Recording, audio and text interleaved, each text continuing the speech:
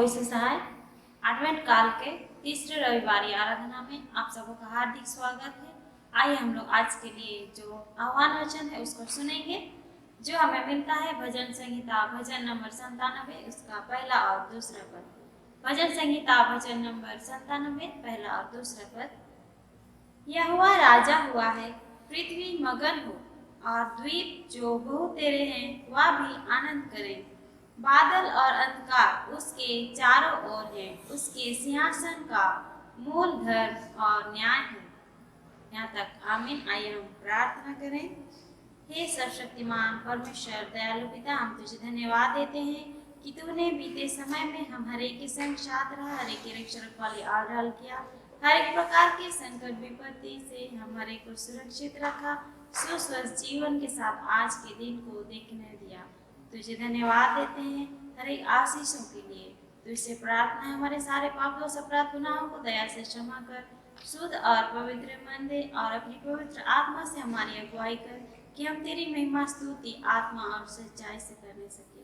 ये दिन धन्यवादी प्रार्थना सुन और स्वर्ग राज्य में ग्रहण कर ले। आमीन। आइए हम लोग आराधना को आरंभ करते हुए गीत गाएंगे। शिवानी से गीत नंबर 15। शिवानी से गीत नंबर 15। अब उठो स्वर्ग की प्रजा, सब उठो आनंद में।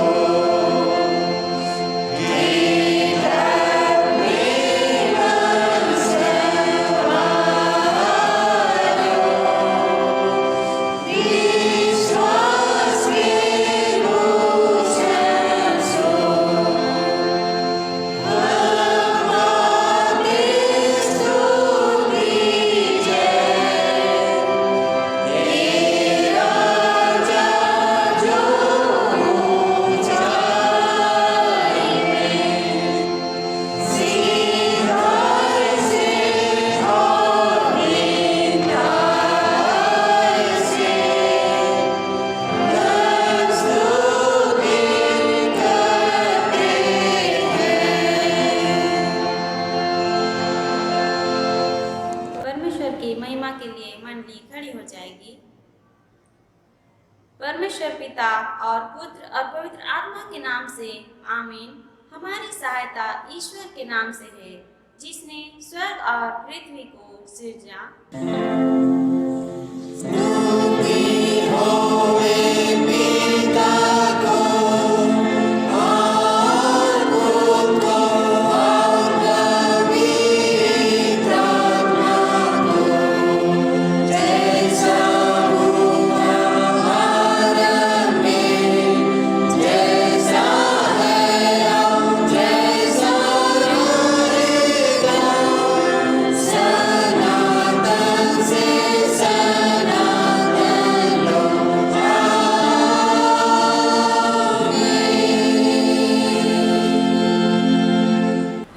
पापों को ईश्वर के सामने दीनताई से मान लें।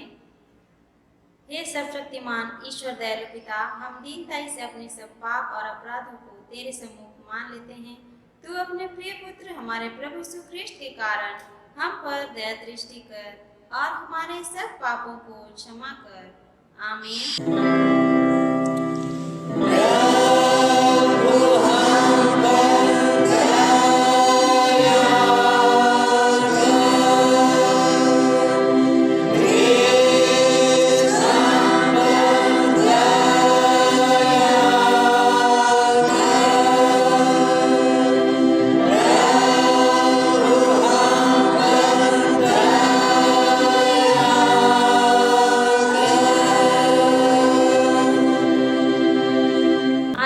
शांति का वचन सुने।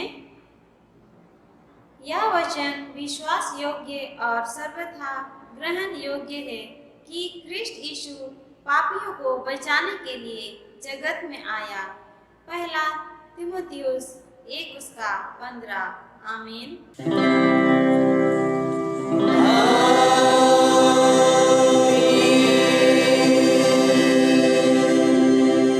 मंडली उठे।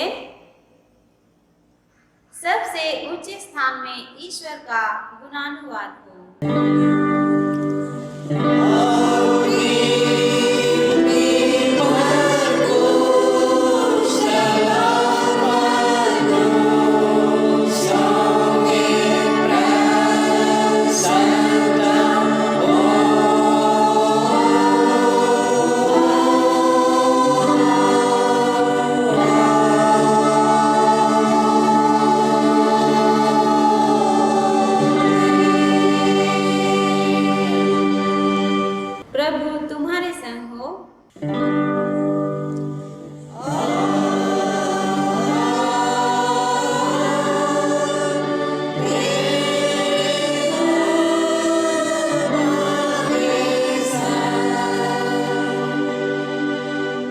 आइए हम प्रार्थना करें। हे ईश्वर स्वर्गवासी पिता, हम सारे मन से तेरा धन्यवाद करते हैं कि तूने हम पापियों की शांति के लिए अपने एकलौते पुत्र को भेज दिया है, जिससे वह सच राजा और सहायक होकर अपने लोगों को उनके पापों और शैतान के बंधन से अनंत जीवन के लिए बचाए। हम तेरी विनती करते हैं कि पवित्र आत्मा के द्वारा हमको ऐसा प्रकाशमय कर चला और अगुवाई कर कि हम उसे अपना राजा और मुक्तिदाता पहचान के ग्रहण करें और केवल उसी पर अपना सारा भरोसा रख के अनंत जीवन पाएं।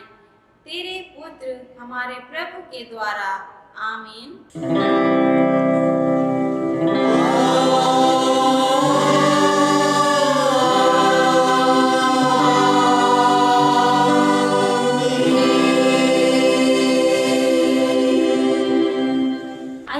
आज के लिए चुना हुआ पहला पाठ वचन सुनेंगे, जो हमें मिलता है तीमुथियुस के नाम पौलुस प्रेरित की दूसरी पत्री में से उसका 4 अध्याय 1 से लेकर 8 पद तक। दूसरा तीमुथियुस 4 का 1 से लेकर 8 पद तक। इसमें परमेश्वर का वचन हमें इस प्रकार कहता है।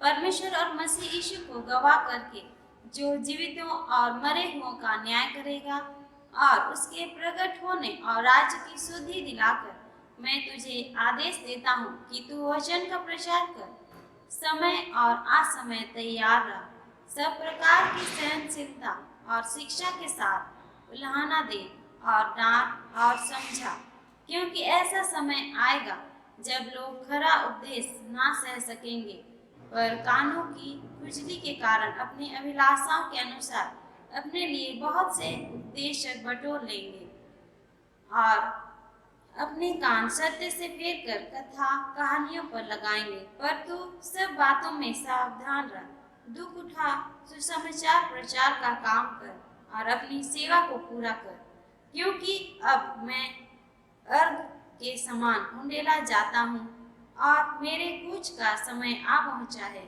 मैं अच्छी कुश्ती लड़ चुका हूँ, मैंने अपनी दौड़ पूरी कर ली है, मैंने विश्वास की रखवाली की है। भविष्य में मेरे लिए धर्म का वह मुकुट रखा हुआ है, जिसे प्रभु जो धर्मी और न्यायी है मुझे उस दिन देगा, और मुझे ही नहीं वरन उन सब को भी जो उसके प्रकट होने को प्रिय जानते हैं, यहाँ तक। आमीन। तेरा धन्यवाद हो हे कृष्ण यीशु। हालेलुया।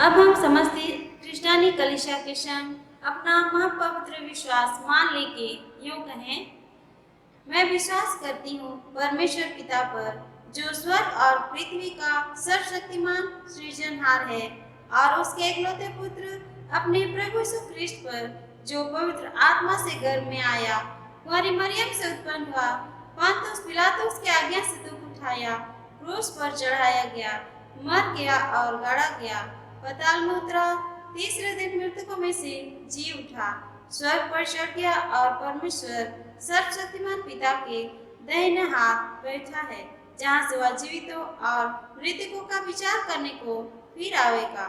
मैं विश्वास करती हूँ पवित्र आत्मा पर, एक ही पवित्र क्रिस्तियानी कलीसिया, पवित्रों की संगत पर, पापों की क्षमा, देह के जी उठने और अनंत जीवन पर। आमीन।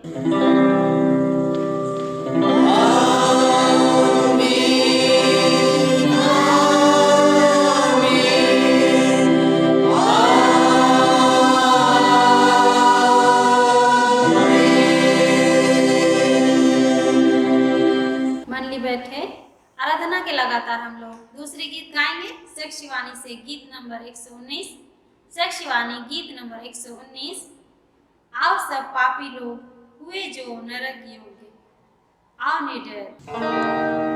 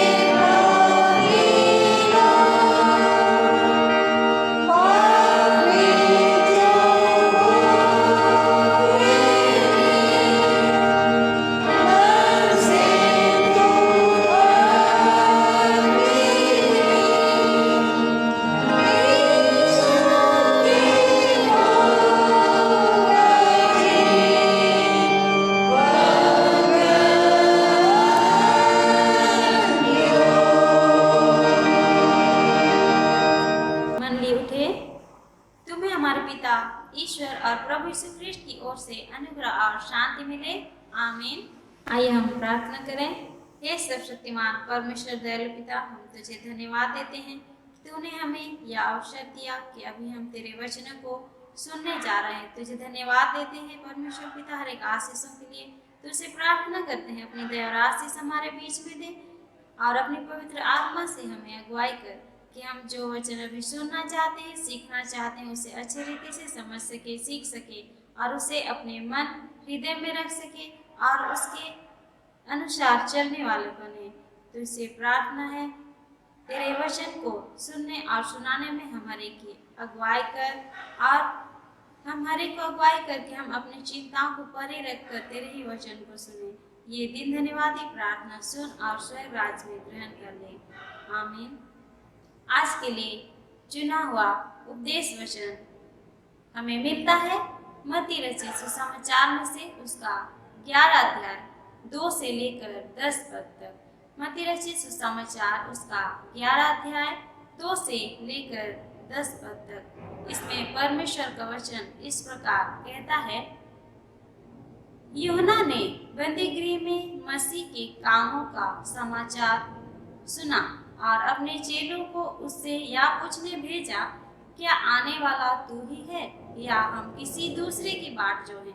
यीशु ने उत्तर दिया, जो कुछ तुम सुनते हो और देखते हो वह सब जाकर यूहन्ना से कह दो कि अंधे देखते हैं और लंगड़े चलते फिरते हैं, कोढ़ी शुद्ध किए जाते हैं और बहिरे सुनते हैं, मुर्दे जिलाए जाते हैं और कंगालों को सुसमाचार सुनाया जाता है।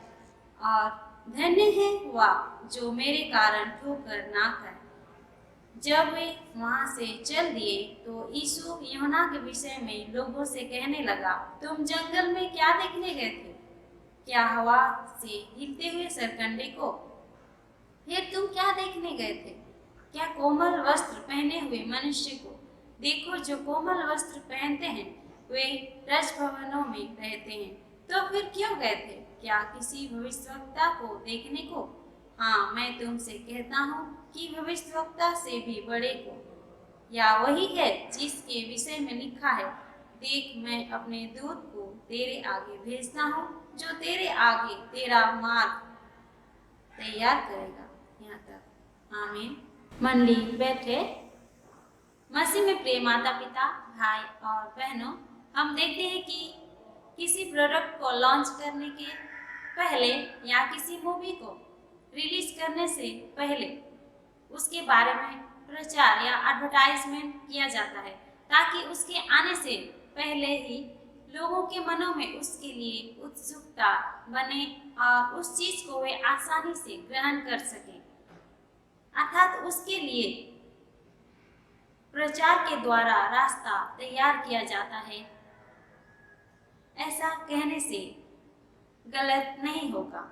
उसी प्रकार आज के वचन में भी हम देखते हैं कि यीशु के आने से पहले पुराने नियम के भविष्यवक्ताओं के 400 साल के बाद यूहन्ना आता है ताकि वह प्रभु के लिए मार्ग तैयार कर सके। अर्थात वह भी यीशु के आने का एडवर्टाइजमेंट के लिए आया था। वर्तमान हम भी एडवेंट काल में हैं और एडवेंट काल जो यीशु मसीह के जन्म लेने से पहले 4 सप्ताह का होता है। कलीसिया भी प्रत्येक 100 साल के सांकेतिक हिसाब से 4 सप्ताह को एडवेंट काल के रूप में मानता है। अर्थात 4 सप्ताह यीशु मसीह के आगमन के लिए तैयारी का समय है। तो आइए आज के वचन से हम कुछ बातों को सीखने का प्रयास करेंगे। मत्ती रचित सुसमाचार के पृष्ठभूमि को देखने से हम पाते हैं कि यीशु का गलील में अपनी सेवकाई को आरंभ करना जो हमें मिलता है मत्ती 4 उसका 12 से 17 में और मत्ती 4 उसका 18 से 22 में हम पाते हैं कि यीशु का प्रथम चेलों को बुलाना और 4 उसका 23 से 25 में देखेंगे यीशु का रोगियों को चंगा करना। अध्याय 5 से 7 में हम यीशु के पहाड़ी उपदेश को देखते हैं, जो विस्तार रूप से इस सुसमाचार में वर्णित है।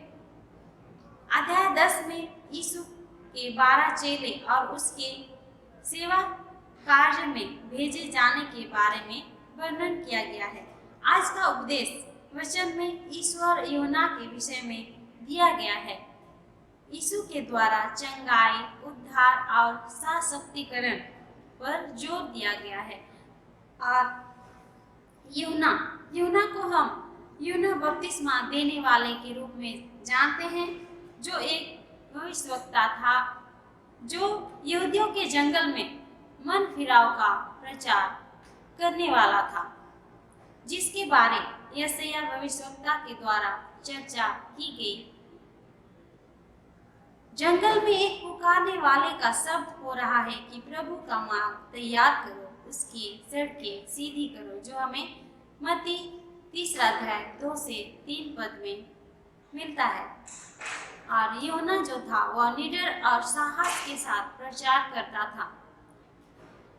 और प्रचार के दौरान ही यूहन्ना ने जब हेरोदेस राजा को कहा कि अपने भाई फिलिपुस की पत्नी हेरोदियस को रखना तेरे लिए उचित नहीं है, तब हेरोदेस ने यूहन्ना को पकड़कर बंदी गृह में डाल दिया।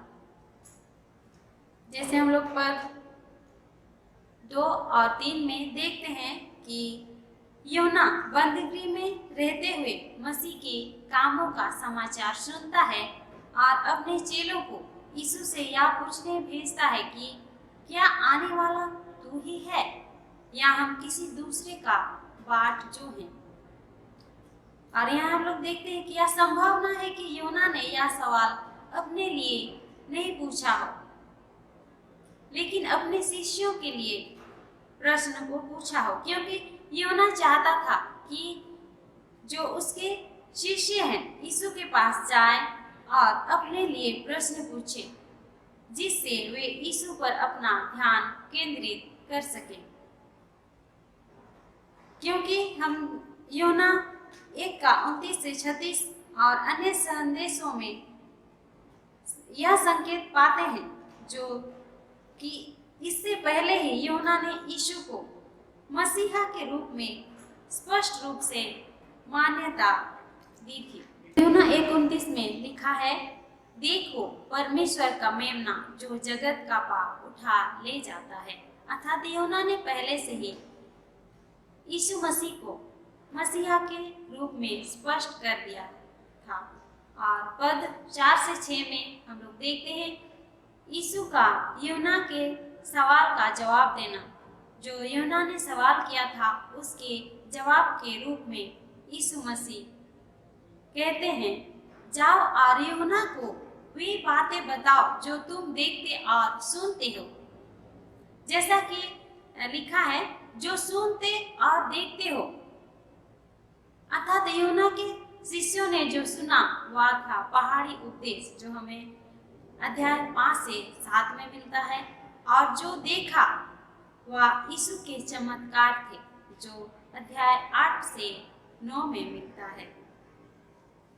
आगे पद 5 में कहता है, अंधे देखते हैं, लंगड़े चलते फिरते हैं, कोढ़ी शुद्ध किए जाते हैं और बहरे सुनते हैं, मुर्दे जिलाए जाते हैं और कंगालों को सुसमाचार सुनाया जाता है। और आगे हम लोग देखते हैं यशायाह 29 का 18 पद में हम लोग देखते हैं कि बहरे सुनते और अंधे देखते हैं। और यशायाह 35 अध्याय उसका 6 पद में देखते हैं, लंगड़े हिरन की तरह उछलेंगे। और उसी का 26 उसका 19 पद में मृत जीवित होंगे। और उसी यशायाह का 61 उसका 1 पद में हम लोग पाते हैं, खेदित मन वालों को शांति, बंदियों को स्वतंत्रता और कैदियों को छुटकारे का प्रचार का वर्णन इसमें हमें मिलता है। ये सभी मसीहा के आने का संकेत है। और मत्ती अध्याय 8 से 9 में यीशु ने अंधे, बहरे, गूंगे, लंगड़ों को चंगा किया, मृतकों को जिलाया, कुष्ठों को शुद्ध किया। यीशु ने तूफान को शांत किया और इस प्रकार के अन्य चमत्कार के कामों को यीशु मसीह ने किया। और यीशु ने गरीब, कंगालों को, दबे कुचलों को छुड़ाने और बंदियों को छुटकारा देने के लिए सुसमाचार का प्रचार किया। और पद 6 में लिखा है कि धन्य है वह जो मेरे कारण ठोकर ना खाए। यूना ने जो प्रश्न पूछा था उसके कारण वह अपराध तो नहीं किया, लेकिन उसने संदेह व्यक्त किया है। उसे अब मसीहा की एक नई समझ के साथ आने की कोशिश करनी चाहिए। वह जो इसराइल के उत्पीड़कों पर तत्काल न्याय नहीं लाता है। जिस न्याय का यूना इंतजार कर रहा था वह तब तक नहीं होगा जब तक कि मसीहा का दूसरा आगमन नहीं हो जाता। यीशु यूना के संदेह के लिए यूना को फटकार सकते थे, परंतु यीशु ने वैसा नहीं किया। उसके बदले में उन्होंने उसे आशीर्वाद दिया। यीशु केवल यूना को ही नहीं बल्कि उन सभी को भी आशीर्वाद प्रदान करता है जो अपराध नहीं करते हैं, वे सभी जो ठोकर नहीं खाते हैं। यीशु हमें आशीर्वाद देता है जब हम प्रार्थनाओं के जवाब में विश्वास योग्य बने रहते हैं। और पद 7 से 10 में हम देखते हैं कि जब यूना के चेले वहां से चले गए तब यीशु ने यूना के बारे लोगों से कहने लगे कि तुम जंगल में क्या देखने गए थे? क्या हवा से हिलते हुए सरकंडे को? फिर तुम क्या देखने गए थे? क्या कोमल वस्त्र पहने हुए मनुष्य को? और हम जानते हैं कि कोमल वस्त्र जो पहनते हैं वे राजभवनों में रहते हैं। कोमल वस्त्र और शाही महलों के संदर्भ में वह हेरोद अंतिपस को इशारा करते हैं। वह कोमल वस्त्र पहनकर महलों में रहता है। और यहाँ पर यीशु यूना को परिभाषित कर रहे हैं। और विडंबना की बात यह है कि यूना अब हेरोद के महल में रहता है, परंतु वह वहाँ बंदी गृह में रहता है। वह वहाँ कोमल वस्त्र नहीं परंतु ऊंट के रोम का वस्त्र और चमड़े का पटुका पहने हुआ है। यीशु आगे पद 9 में कहता है, तो फिर क्यों गए थे? क्या किसी भविष्यवक्ता को देखने को? और यीशु आगे कहता है, हाँ, भविष्यवक्ता से भी बड़े को देखने गए थे। भविष्यवक्ता के बिना इस्राएल ने 400 साल तक का समय बिताया। जब यूना अपने उग्र उपदेश के साथ सेवकाई में आया तब यरूशलेम के लोग और सभी यहूदिया उसकी ओर यरदन को आए और यरदन नदी में यूना के द्वारा बपतिस्मा लिए, जो हमें मत्ती 3 अध्याय 5 से 6 पद में मिलता है। उन्होंने अपने पापों को स्वीकारते हुए यूना के द्वारा बपतिस्मा लिया। और पद 10 में कहता है, यह वही है जिसके विषय में लिखा है, देख मैं अपने दूत को तेरे आगे भेजता हूँ, जो तेरे आगे तेरा मार्ग तैयार करेगा। यीशु कहता है कि यूना मलकी 3 उसका 1 को पूर्ण करता है, जो कहता है, देखो मैं अपने दूत को भेजता हूँ और वह मार्ग को मेरे आगे सुधारेगा। और प्रभु जिसे तुम ढूंढते हो वह अचानक अपने मंदिर में आ जाएगा। यूना अन्य भविष्यवक्ताओं से अलग है क्योंकि वह भविष्यवाणी करने के साथ साथ जो भविष्यवाणी की गई है उसे पूरा भी करता है। और वह इसलिए भी अलग है कि वह अन्य भविष्यवक्ताओं से इसलिए भी अलग है कि वह एक अंतिम समय दूत अर्थात एंड टाइम मैसेंजर है और इसलिए भी कि वह मसीहा का एक अग्रदूत है। यूहन्ना जो आने वाला मसीह है उसका रास्ता तैयार करता है। जैसे राजा की यात्रा से पहले लोग सड़कों की जांच करते हैं, गड्ढों की मरम्मत करते हैं, जैसे अधिकारियों के पास सहायक होते हैं जो उनकी यात्रा की योजना बनाते हैं, उसी तरह यूहन्ना ने भी पश्चाताप के लिए लोगों को बुलाकर जगत में यीशु के लिए मार्ग तैयार किया। आज हमारे लिए यह सवाल है कि क्या हम यूहन्ना के उस बुलाहट को सुनकर मन फिराते हैं? क्या हम यीशु के द्वारा जो चिन्ह और चमत्कार सेवकाई के दौरान किए गए हैं उसे देखकर और उसके सुसमाचार या उपदेश को सुनकर यह विश्वास करते हैं कि वही हमारा आने वाला उद्धारकर्ता छुड़ाने वाला है, या फिर हम किसी और का ही राह अभी तक देख रहे हैं? और हम जानते हैं जैसे कि यीशु मसीह इस्राएली और यहूदियों के लिए आया था, परंतु उस समय उन्होंने कुछ गलतियों को किया जिस कारण वे उद्धार को नहीं पा सके।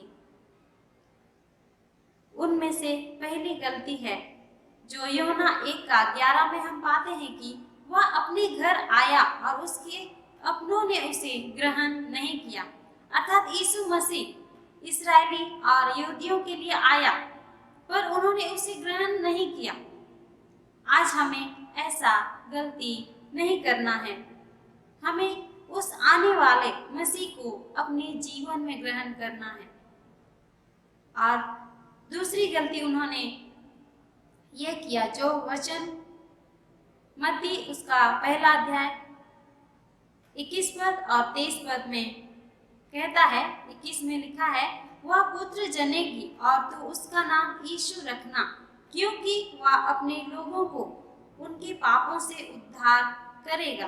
और 23 पद में है, देखो एक कुंवारी गर्भवती होगी और एक पुत्र जनेगी और उसका नाम इमानुएल रखा जाएगा, और जिसका अर्थ है कि परमेश्वर हमारे साथ।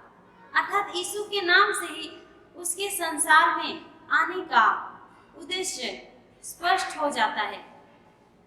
वह पाप से छुटकारा देने के लिए आया, लोगों का उद्धार करने के लिए आया, परंतु लोगों ने स्वीकार नहीं किया।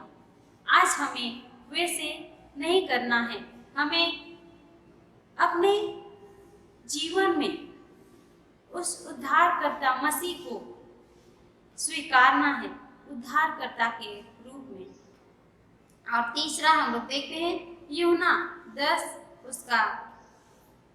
10 में, मैं इसलिए आया कि वे जीवन पाए और बहुतायत से पाए।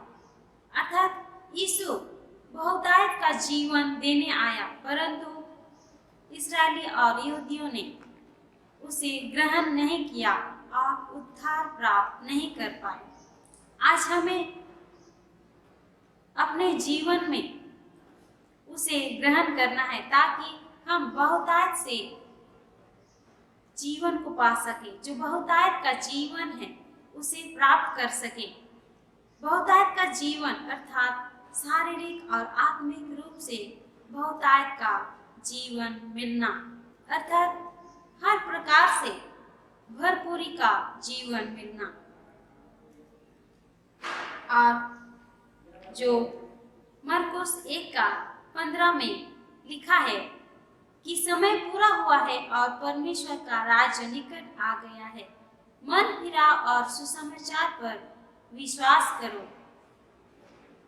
अर्थात आज हम एडवेंट काल का जो तीसरे सप्ताह में पहुंच गए हैं, अर्थात और एक सप्ताह बाकी है, इसलिए हमें स्वयं को तैयार करना है।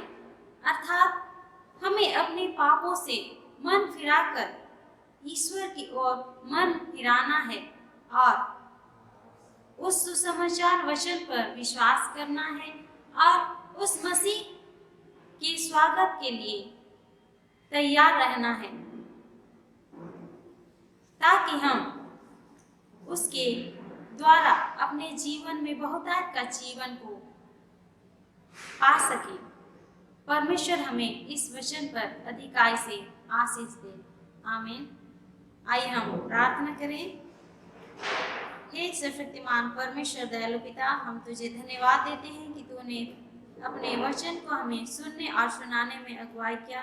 तुझसे प्रार्थना है परमेश्वर पिता, तू अपनी दया और आशीष हमारे के ऊपर बनाए रख, ताकि हम जो वचन सुने हैं उसे अपने जीवन में लागू करने सके और तेरी ही महिमा स्तुति करते हुए जीवन को व्यतीत करने सके। उस वचन के द्वारा हमें आशीषित कर और हमारे को अगुवाई कर कि हम तेरे स्वागत के लिए तैयार हो सके, तुझे अपने जीवन में जगह देने के लिए तैयार हो सके और उस बहुतायत के जीवन को प्राप्त करने के योग्य बन सके।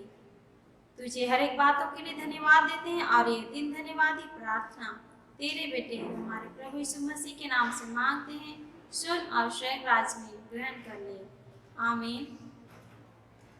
और ईश्वर की शांति जो समस्त ज्ञान से ऊर्ध्व ख्रिस्ट यीशु में प्रत्येक के हृदय और मन की रक्षा करे, अब से सनातन लोग। आमीन। आराधना के लगातार हम लोग तीसरी गीत गाएंगे शेख शिवानी से, गीत नंबर 232। शेख शिवानी गीत नंबर 232। धर्म के राजा सर्व विजयी, तेरे राज की होवे जय। इसी गीत में हम दान अर्पण करेंगे।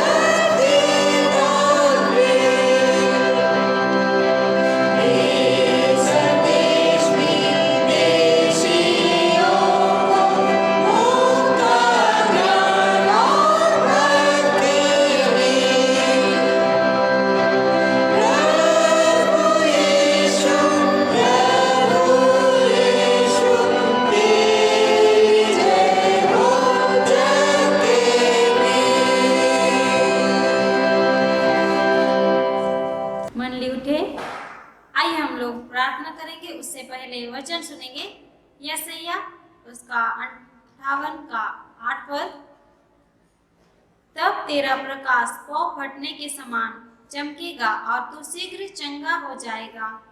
तेरा धर्म तेरे आगे आगे चलेगा, यहोवा का तेज तेरे पीछे रक्षा करते चलेगा।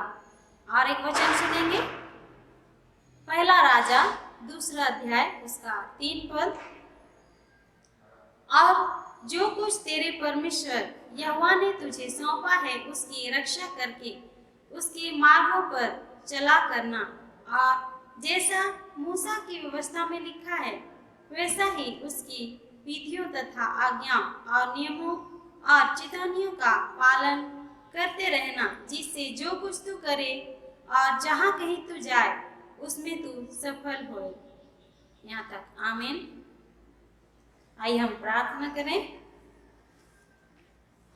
हे प्रभु परमेश्वर स्वर्गवासी पिता, हम तेरी विनती करते हैं अपनी क्रिस्टियानी कलीसिया और उसके सारे सेवकों की अगुवाई कर कि वे तेरे वचन के निर्मल उपदेश में ठहरे, जिससे सच विश्वास और प्रेम हम में बढ़े और दृढ़ाया जाए। हे प्रभु, भारत रिपब्लिक के हमारे प्रेसिडेंट, इस प्रांत के गवर्नर, राज्य के सभाओं और मंत्रिमंडलों, सब न्यायियों और हकीमों और सब राज्य कर्मचारियों को आशीष दे और उनकी अगुवाई कर कि वे न्याय और धर्म से देश की सेवा करें और हम कुशल चैन से सारी भक्ति और गंभीरता से काल बिताएं।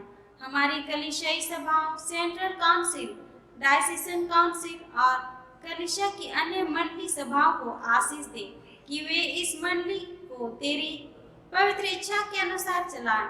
जगत की लुथेरन कलीसिया और देश विदेश के हमारे सभी ख्रिस्ट विश्वासी मित्रों को आशीष दे कि हम क्रिश्चियन प्रेम और सहयोग में आगे बढ़ें और जगत में तेरी साक्षी के लिए अधिक सामर्थ्य पाएं।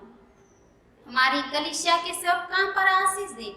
लड़के लड़कियों की शिक्षा पर आशीष दे कि वे तेरे भय, प्रेम और भरोसा में बढ़ते जाएं। कलीसिया के विद्यालयों, शिक्षण, प्रशिक्षण महाविद्यालयों और अन्य संस्थाओं को संभाल और उनकी बढ़ती दे और उनके द्वारा कलीसिया के लिए आत्मिक और लौकिक आशीष दे। खेती बाड़ी और हर एक काम उद्यम को सफल कर, जिससे हर कोई सुविवेक से तेरे आगे चले और अपनी जीविका पाए। अपनी कृपा से उन सबों पर दृष्टि कर जो कंगालपन, रोग और नाना प्रकार की सकेती और दुख में हैं, उनको शांति दे। तुझसे प्रार्थना है परमेश्वर पिता, और तुझे धन्यवाद देते हैं पिता। तूने झिरपानी मंडली सेक्टर बी के ख्रिस्ट नीतीश जोजो को JSLPS झारखंड में नौकरी से आशीषित किया है। तुझे धन्यवाद देते हैं पिता कि तूने नीतीश जोजो को उसके तैयारियों में अगुवाई किया और ये नौकरी को प्राप्त कर पाए हैं। तुझे सपरिवार धन्यवाद देना चाहते हैं। सबके धन्यवादी मन को ग्रहण कर और ख्रिस्ट नीतीश जोजो को आशीषित कर और अगुवाई कर कि जो कार्य उन्हें मिली है उसे अच्छी रीति से कर सके और आगे भी तेरी ही महिमा करते हुए जीवन व्यतीत करें। धन्यवाद देते हैं पिता कि तूने सेक्टर 6 मंडली के अरमान और रोजिता कंडुला के गोद में दिनांक 26/11/2020 को बलि का दान दिया है। और धन्यवाद देते हैं कि तूने सेक्टर 6 मंडली के अर्पण और किरण कंडुला के गोद में भी दिनांक 30/11/2020 को बालक दान दिया है। तुझसे प्रार्थना करते हैं पिता कि उस बालिका और उसकी माता और उस बालक और उसकी माता पर अपनी दया और आशीष बनाए रख। तू ही उनका सहायक हो और उनकी देखभाल कर परमेश्वर पिता। उन्हें सुस्वस्थ जीवन दे ताकि वे तेरी ही महिमा करने पाएंगे। तुझसे प्रार्थना करते हैं पिता रेलवे कॉलोनी के पंकज लुगुन के लिए, जिनके आंखों में दर्द है, जिसके कारण वे देख नहीं पा रहे हैं। तुझसे प्रार्थना है तू उनकी दवाइयों पर और उनके खाने पीने की चीजों पर आशीषित कर कि वे उसका सेवन करके आंखों के दर्द से राहत पा सके और फिर से वे देख सके, ताकि उनके द्वारा भी तेरी ही महिमा होने पाए। तुझसे प्रार्थना है परमेश्वर पिता, और तुझे धन्यवाद देते हैं पिता कि तूने सेक्टर 6 मंडली के प्रेमराज सोरेन की पत्नी जस्मीन सोरेन और उनके पुत्र स्वधीन स्वरूप सोरेन, जो कोविड-19 पॉजिटिव पाए गए थे, उन्हें उस महामारी से चंगाई दिया। तू उनकी बीमारी के समय उन्हें नहीं छोड़ा और उनकी सुधि ली और उनकी दवाई और जो भी खाद्य पदार्थ वे लेते थे उन पर तूने आशीष दिया और उन्हें समय की पूर्णता में सुस्वस्थ जीवन दिया। सब परिवार तुझे धन्यवाद देना चाहते हैं। हर एक के धन्यवादी मन को ग्रहण कर और आगे के जीवन में भी तू उनकी रक्षा रखवाली आधार कर, ताकि वे तेरी ही महिमा करते हुए तेरी ही छत्र छाया तले सुरक्षित जीवन के साथ अपने जीवन को व्यतीत करने पाए। तुझसे प्रार्थना है परमेश्वर पिता, आज हमने जो दान दिए हैं उस दान पर अपनी दया और आशीष दे। जिस भंडार से वो दान आए हैं उस भंडार को हमेशा भरा पूरा रख। जिन हाथों ने उन दानों को दिए हैं उन हाथों को भरपूरी से आशीष दे और वह जो दान है उस दान पर तो अपनी दया और आशीष दे, ताकि वह तेरी ही महिमा के कार्य में लग सके। तुझसे प्रार्थना है अभी तक जैसे तूने हम हर एक को संभाले रखा, सुरक्षित जीवन दिया, आगे के जीवन में भी तू हम हर एक के संग साथ हो ले, हर एक की रक्षा रखवाली आढ़ल कर और हर एक को सुस्वस्थ जीवन दे, हर एक की अगुवाई कर कि हम जो एडवेंट काल है उसमें तेरे आगमन के लिए अपने आप को तैयार कर सके। तुझसे प्रार्थना है परमेश्वर पिता, हमारी कलीसिया के सब भाई बहनों की रक्षा कर जो दूसरे देशों में चले गए हैं, कि वे सब जोखिम और परीक्षाओं में विश्वासी ठहरे। हम उनके लिए भी तेरी विनती करते हैं जो मंडली से निकाले गए व उलट हुए हैं, उन पर दया कर कि वे सच्चे पश्चाताप से तेरी ओर फिरे। सब मनुष्यों का प्राणी ठहर और उन पर जो अंधियारे में बैठे हैं मुक्ति का उजाला प्रकाश कर हमको आप पश्चाताप मृत्यु से बचा और अंत में अपने प्रिय पुत्र हमारे प्रभु यीशु ख्रिस्ट के द्वारा स्वर्ग राज में ग्रहण कर। आमीन। हे हमारे पिता, तू जो स्वर्ग में है, तेरा नाम पवित्र किया जाए, तेरा राज आए, तेरी इच्छा जैसे स्वर्ग में वैसे ही पृथ्वी पर भी हो।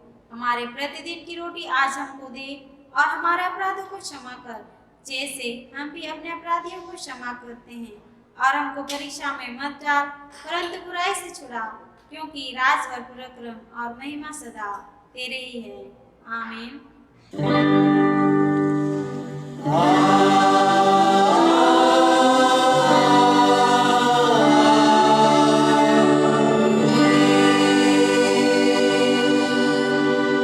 अब ईश्वर का आशीर्वाद विश्वासी और दीन मन से ग्रहण करें।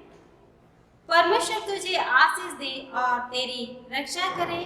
परमेश्वर अपना मुंह तुझ पर प्रकाश करे और तुझ पर अनुग्रह करे। परमेश्वर अपना मुंह तुझ पर प्रकाश करे और तुझे कुशल देवे। आमीन।